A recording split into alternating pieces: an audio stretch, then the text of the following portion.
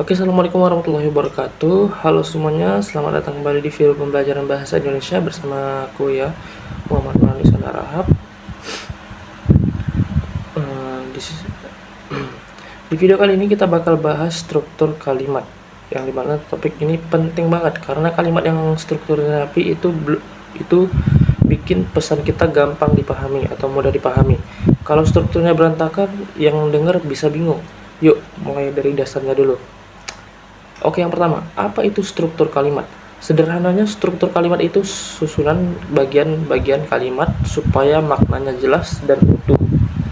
Dalam bahasa Indonesia, struktur dasar kalimat biasanya terdiri dari SPOK atau bisa dibilang S sebagai subjek, P predikat, O objek, dan K keterangan. Nah, oke, kita mulai dari subjek. Yang dimana subjek itu siapa atau apa yang dibicarakan, itu subjek. Untuk predikat, apa yang dilakukan atau keadaan subjek. Untuk objek, yang dikenai pekerjaan. Oke. Dan selanjutnya itu ada keterangan. Ya, keterangannya bisa keterangan waktu, tempat, cara, dan sebagainya. Pola paling umum adalah SPOK. Contoh, Andi membaca buku di perpustakaan. Oke, kita mulai. Untuk subjeknya itu Andi, dan predikatnya itu membaca, dan untuk objeknya itu buku ya. Jadi ibarat kata Andi sebagai subjek itu membaca sebuah objek bernama buku, dan untuk keterangannya itu dia keterangan tempat berupa di perpustakaan. Dan selanjutnya kita bahas unsur-unsur kalimat, yang dimana itu subjek.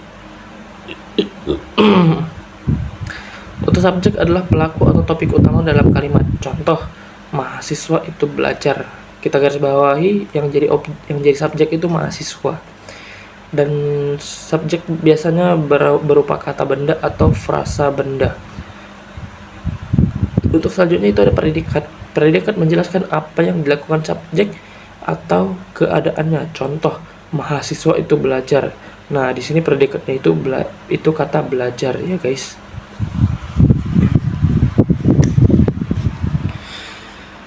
Untuk selanjutnya itu ada objek. Objek adalah unsur yang terkena langsung oleh predikat. Contohnya itu Andi membaca buku. Nah, objeknya itu adalah buku ya. Dan seperti contoh yang lain itu seperti guru menjelaskan materi. Nah, materi itu berperan sebagai objek. Oke, untuk catatan penting, objek hanya muncul kalau predikatnya itu kata kerja transitif ya, teman-teman. Selanjutnya itu ada kata keterangan, yang dimana keterangan itu berfungsi memberi informasi tambahan. Contohnya, di kelas kemarin dengan serius ya. Posisi keterangan paling fleksibel, bisa di awal, tengah, atau akhir kalimat. Oke, untuk selanjutnya kita membahas jenis-jenis kalimat berdasarkan struktur. Ada yang namanya kalimat tunggal, kalimat yang cuma punya satu predikat. Contoh, saya sedang belajar. Simple, jelas, gak ribet ya. Itu kalimatnya itu satu predikat. Dan untuk selanjutnya itu ada kalimat majemuk, kalimat yang punya dua predikat atau lebih. Contoh, saya belajar dan adik menonton televisi. Kalimat majemuk biasanya pakai kata sambung seperti dan, tetapi, karena, dan sehingga. Untuk kalimat selanjutnya itu ada kalimat aktif, subjek. Contohnya itu subjeknya melakukan tindakan. Sebagai contoh yaitu mahasiswa mengerjakan tugas. Itu kalimat aktif karena dia di situ terjelaskan bahwa seorang mahasiswa sedang melakukan kegiatan yaitu mengerjakan tugas. Oke, selanjutnya itu ada kalimat pasif ya. Subjeknya dikenai tindakan. Contoh, tugas dikerjakan oleh siswa, yang dimana itu kalau dijelaskan si tugas itu dikerjakan oleh mahasiswa. Biasanya ditandai dengan kata kerja berawalan di ya. Ini sama seperti pembahasan bab 2 atau bab 3, aku lupa. Yang dimana itu kata di itu disambung dengan kata tandai. Tidak di ini.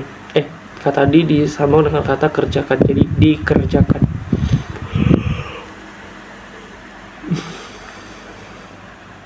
Oke, untuk selanjutnya ada kesalahan struktur kalimat yang sering terjadi. Beberapa kesalahan yang sering muncul itu tidak ada subjek ya. Contoh yang salah, di sekolah sedang belajar. Ini siapa yang belajar?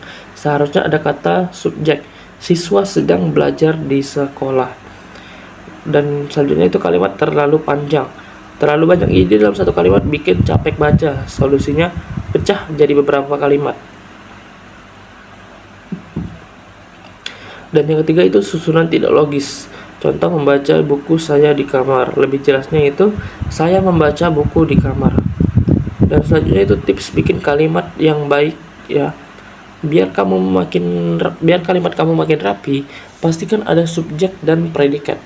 Jangan kebanyakan ide dalam satu kalimat. Gunakan kata sambung dengan tepat.